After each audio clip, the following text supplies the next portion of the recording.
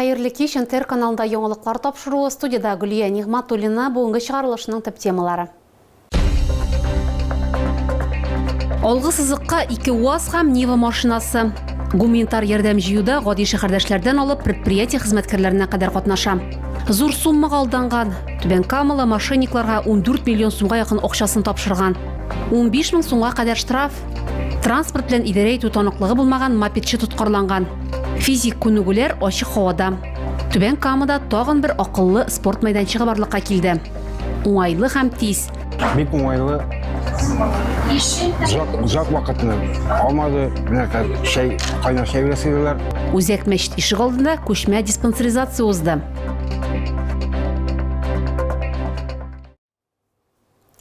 Ике УАЗ һәм Нива машинасы Түбән Камадан махсус хәрби операция зонасына гуманитар йөк тиелгән чираттагы фура юлга кузгалды.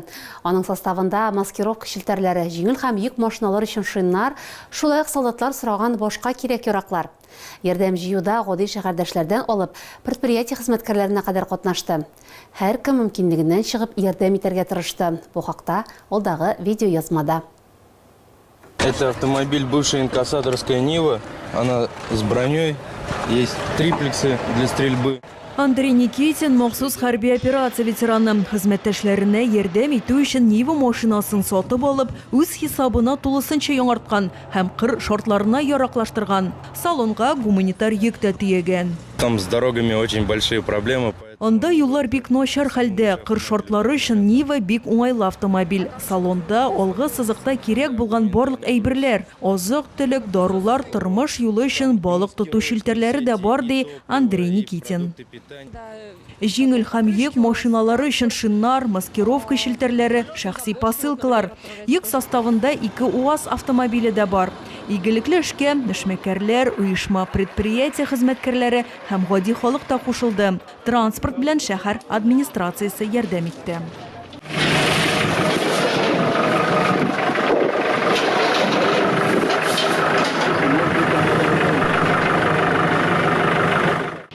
Затон базасында да эш 1 минутка туктамый. Бу юлы фурага төзелеш материаллары, эш кораллары, озак саклана торган азык-төлек һәм транспорт төйләр. Гуманитар ярдәмнең барысы да солдатларның ихтыяҗларын һәм теләкләрен исәпкә алып җыела. Альбина Валиева, Анжелика Степанова, Илья Челноков, НТР яңалыклары. Түбән Камада телефон аша мошенниклыкның чираттагы очрагы теркәлгән. Хатын-кыз оборона министрлыгы һәм дәүләт хезмәткәрләре порталы хезмәткәрләре булып шалтыраткан мошенникларга 14 миллион сумга якын акчасын тапшырган. Кара мәкерләр чараларны имин счетларга күчерергә күндерә. Шулай курьерлар хезмәтеннән файдалана. Алданганын аңлагач, полициягә мөрәҗәгать иткән. Түбән Камада транспорт белән идарә итү таныклыгы булмаган мопедчы тоткарланган. Дәүләт автоинспекторлары аңа административ хокук бузу буенча беркетмә төзегән. Моның өчен 15 мең сумга кадәр штраф каралган. Мопед яки двигатель күләме 50 куб сантиметрга кадәр булган скутер белән идарә итү өчен М категориялы йөртү таныклыгы кирәк. Аны 16 яшьтән автомәктәптә укып, имтихан тапшырганнан соң гына алырга мөмкин. Татарстанда каршы як полоса профилактик операциясы башланды. Максаты юлларда кагыйдә бузу очракларын кисәтү һәм юл транспорт хәрәкәтләрен киметү. Алар арасында тыю билгесе куелган урында узып китү һәм бөкедән каршы як полосага чыгып котылырга тырышу. Мондый гамәлләр юлда иң җитди нәтиҗәләргә китергә мөмкин, ди инспекторлар. Юл йөрү кагыйдәләрен бозучыларга 7500 сумга кадәр штраф яки 4 айдан 6 айга кадәр транспорт чарасы белән идарә итү хокукыннан мәхрүм итү яный. Түбән Камада тагын бер акыллы спорт мәйданчыгы барлыкка килде. Аның төп үзенчәлеге интерактив мөмкинлекләрендә. Барлык тренажерларга да махсус QR-кодлар урнаштырылган. Смартфон ярдәмендә кодны сканерлап, шәһәр халкы профессиональ тренерлар әзерләгән күнегүләрне дөрес башкару буенча видео дәресләр карый ала. Спорт мәйданчыгы 2-нче гимназия территориясендә урнашкан. Биредә футбол һәм баскетбол мәйданчыклары, волейбол зонасы, шулай ук тренажерлар белән җиһазландырылган воркаут мәйданы бар. Безнең чыгарылышларны НТРның рәсми сайтында һәм ВКонтакте челтәрендәге Татарлайф аккаунтында карый аласыз. Шулай ук Макс төркеменә рәхим итегез.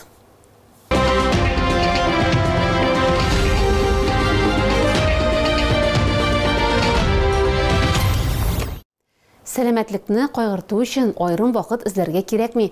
Табиблар үзләре халык янына килә. Үзәк мәчет ишек алдында күчмә диспансеризация дәвам итә. Биредә тикшерү берничә этапта уза. Башта анкета тутырасы, аннары табиблар юлламасы буенча кирәкле белгечләргә күренергә һәм тиешле тикшерүләр узарга кирәк.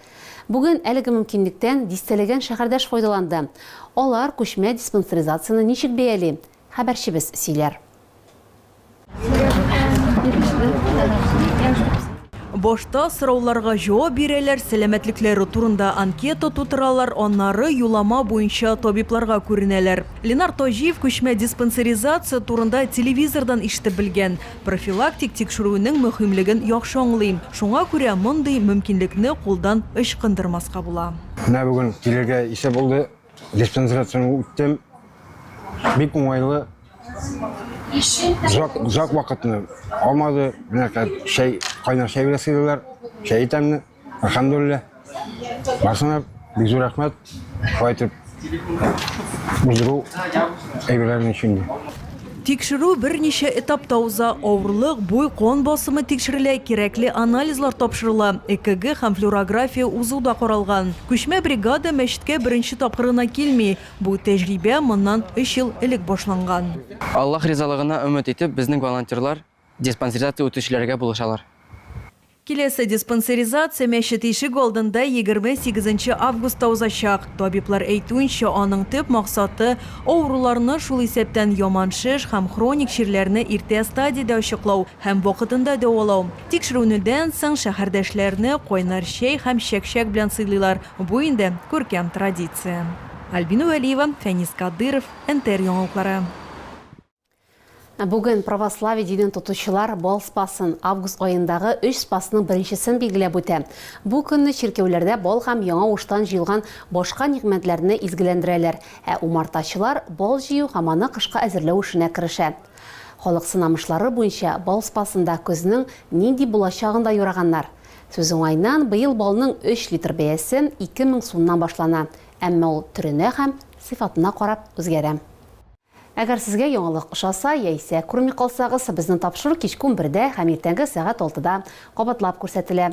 Алда сезне һава торышы турында мәгълүмат көтә. Безнең белән булганыгыз өчен рәхмәт, хәерле яллар сезгә.